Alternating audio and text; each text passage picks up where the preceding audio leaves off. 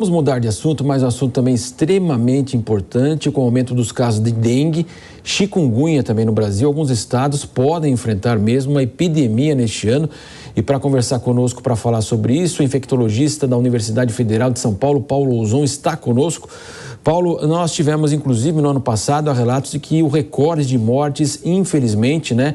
E é tão fácil poder evitar a dengue, mas infelizmente aí temos esse saldo extremamente negativo. Prazer tê-lo conosco aqui, Paulo. Bom dia, em primeiro lugar, bom dia aos telespectadores, né? Na verdade, nós estamos num ano, desde o ano passado, com uma quantidade de chuva muito grande, né? Praticamente esse mês de março, fevereiro, choveram quase todos os dias houve chuva em São Paulo. Isso ocorreu na região sudeste e também na região oeste, né? Também no sul. Então, isso, por si só, já explicaria o aumento do número de casos, tanto de tanto de dengue como zika e chikungunya. Eu estava vendo dados publicados, né, de que houve um aumento em São Paulo, pelo menos, de praticamente 50% do número de casos de dengue e um número superior a 100% para chikungunya e para zika. Na verdade, assim, se a gente comparar esses números com os números de anos atrás, onde realmente o número era muito, muito maior que esse, né? A gente pode fazer algumas observações. A primeira observação e vamos dizer assim,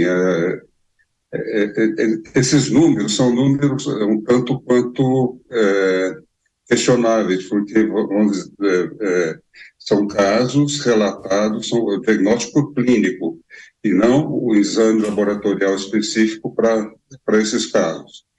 E também os quadros clínicos dessas três doenças são parecidos. Além do mais, também são parecidos com gripe, por exemplo, que está tendo atualmente um número bastante elevado. E outra coisa que eu acho interessante é que esse número relativamente pequeno, pela quantidade de chuvas que nós tivemos, né, porque isso acaba produzindo inúmeros criadouros do Aedes aegypti, que é o transmissor da doença. Então, o que ocorre é que esse número é relativamente menor do que anos anteriores, possivelmente porque já existe uma certa imunidade, uma imunidade coletiva, uma resistência coletiva. Então, no meu entendimento, o número de casos é relativamente menor diante do esperado se fosse a primeira epidemia de dengue ou dessas outras doenças como zika e chikungunya. Paulo, agora a pergunta do nosso comentarista Diogo Schelp. Bom dia, doutor Paulo.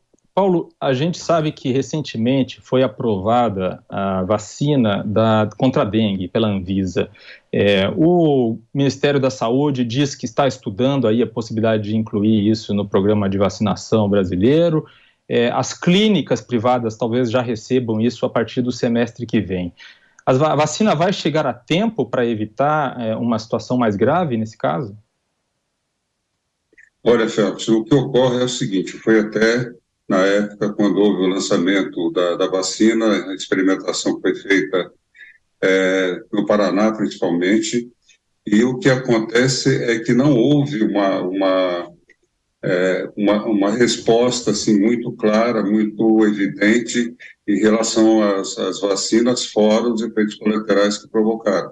Então, foi uma vacina que está ainda em experimentação, coisa que deveria ter sido feito com a vacina da Covid, por exemplo, né? Então, está ainda na fase de experimentação, os números ainda não são números, assim, absolutamente favoráveis, né? Então, isso ainda precisa de mais tempo para a investigação. Agora, Paulo, eu queria mais uma vez voltar ao tema inicial nosso. Você acredita, então, que há até uma subnotificação ou Durante a Covid, muito se falou sobre imunidade de rebanho. O que poderia estar explicando, como você disse, tanta chuva e o volume de casos até aparentemente deveriam ser maior, esse volume deveria ser muito maior? Sem dúvida, quando a gente tem a quantidade de chuvas que nós estamos tendo, a possibilidade de criadouros de Aedes aegypti é enorme, praticamente incontáveis, né, os criadouros. No entanto, eu estava vendo os números, né, em torno de 900 casos, 1.000 casos de dengue e outra coisa, em relação à mortalidade, outra coisa que precisa ser melhor investigada para saber se essas pessoas que realmente morreram de dengue, em primeiro lugar. Em segundo lugar, se elas teriam alguma doença de base ou alguma situação que favorecesse uma má evolução da doença, né? Isso já aconteceu no passado, quando se investigou melhor, muitas pessoas tinham já uma deficiência, seja de imunidade, ou também outras possibilidades, como idade, tudo isso favorece uma evolução ruim da doença.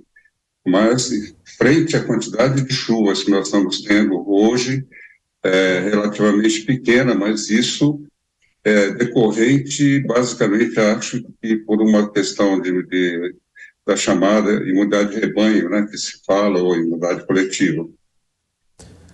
Agora, Paulo, a pergunta novamente do Diogo Schelp. Doutor Paulo, eu queria retomar minha pergunta anterior, porque não ficou claro para mim na sua resposta se o senhor estava se referindo à vacina contra a dengue ou contra a vacina contra a chikungunya, porque a vacina contra a dengue nós tivemos, né, desenvolvida por um laboratório japonês, aprovada pela Anvisa no início do mês, no início deste mês. A vacina de chikungunya, sim, ainda não tem uma aprovação. Eu queria saber sobre qual vacina o senhor estava falando, porque disse que os dados ainda não eram totalmente positivos. Estava falando da vacinação contra a dengue. Né? Os resultados não são resultados, assim, excelentes, né? Tem muita dúvida, inclusive, casos vacinados que tiveram efeitos colaterais.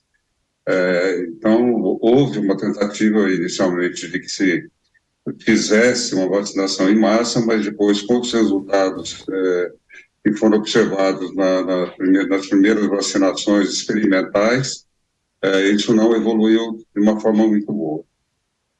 Nós agradecemos a participação do infectologista da Universidade Federal de São Paulo, Paulo Ouzon, que está conversando conosco aí, falando a respeito justamente da dengue. Paulo, muito obrigado pela participação do senhor aqui na programação da Jovem Pan.